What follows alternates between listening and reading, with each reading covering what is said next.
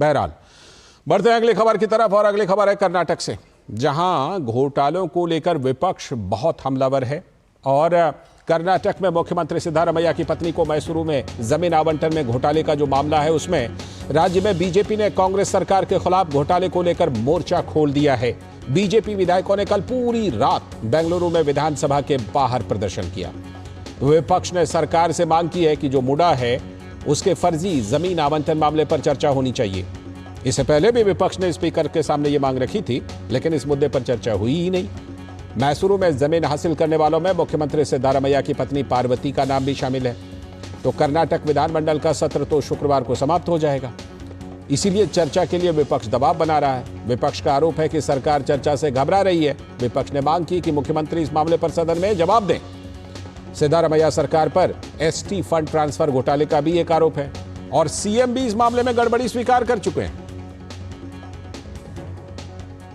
इन सबके बीच केंद्रीय मंत्री प्रहलाद जोशी ने कर्नाटक सरकार पर आरोप लगाया कि घोटाले का सारा पैसा मुख्यमंत्री सिद्धारमैया तक जा रहा है। जहां तक कर्नाटक के इशू मूडा स्कैम और ये वाल्मीकि बोर्ड में जो हुआ है एसटी जनांग के एसटी समुदाय के जो लोगों का पैसा, उनके एसटी समुदाय के उन्नतीकरण के लिए जो हमने पैसा रखने का बोर्ड में एक व्यवस्था है, उस पैसे को सरकार ने कर्नाटक सरकार ने इसका पूरा दुरुपयोग किया है। 189 crores was supposed to be transferred and out of that initially 89 crores transfer करके जो मन में आता है उसको बांट के मोडस ऑपरेंडी एक किया है। अगर मेरे अकाउंट में और आपके अकाउंट में 10,000 रुपये वो भेजते हैं तो उसमें 2,000 रुपये जिसके अकाउंट में वो भेजेंगे वो रखना है। 8,000 रुपये सरकारी जो मंत्री वगैरह वगैरह वगैरह जो है उनको वापस देना है। This was the modus operandi. It is a very big scam. वहीं उप मुख्यमंत्री डीके शिवकुमार ने उल्टे भाजपा पर आरोप लगाया कि वो भ्रष्टाचार की जनक है। I don't know about the internal investigation part.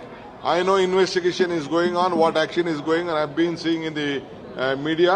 But I am telling you, because of the most corrupt government of the BJP, people have elected us. We will prove that they have been cheated the scheduled caste, the backward class and all section of the society.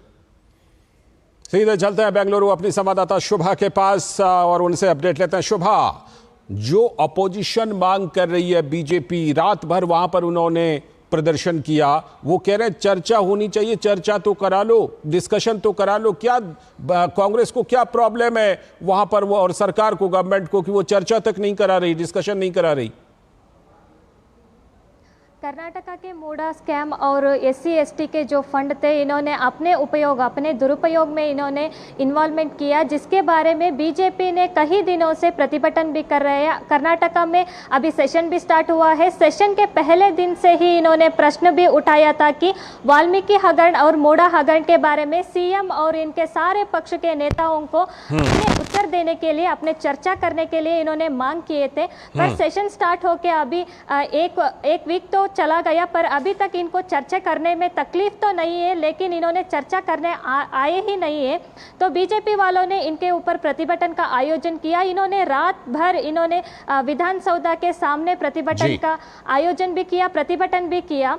पर कांग्रेस सरकार ने जो लोगों के लिए है, जो BJP वालों के लिए प्रश्न का उत्तर तो नहीं दे रहे, बल्कि कर्नाटका के सीएम सिद्धारमैया ने खुलासे में बता दिया जो स्कैम हुआ है, स्कैम तो हो गया है। अभी एसआईटी को अब तनिखा के लिए भेज सकते हैं, लेकिन एसआईटी को तनिखा देने के बावजूद भी एसआईटी से कोई रिपोर्ट तक नहीं आया है। सेशन स्टार्ट होते ही कल सेशन एंड तक हो जाते हैं, पर एसआईटी का भी अभी रिपोर्ट नहीं आया है, जिसके चलते बीजेपी वालों का कहना यह है कि कर्नाटका के सीएम ना चर्चा के लिए आ रहे हैं, ना रिपोर्ट के लिए आ रहे हैं। इसीलिए कर्नाटका के सीएम अपने पद को अभी इस्तीफा देने के लिए मांग करते हुए बीजेपी वालों ने। बहुत बहुत शुक्रिया आपका इस अपडेट के लिए, इस जानकारी के लिए। और इसी के साथ आज के इस वक्त में इतना ही। नमस्कार।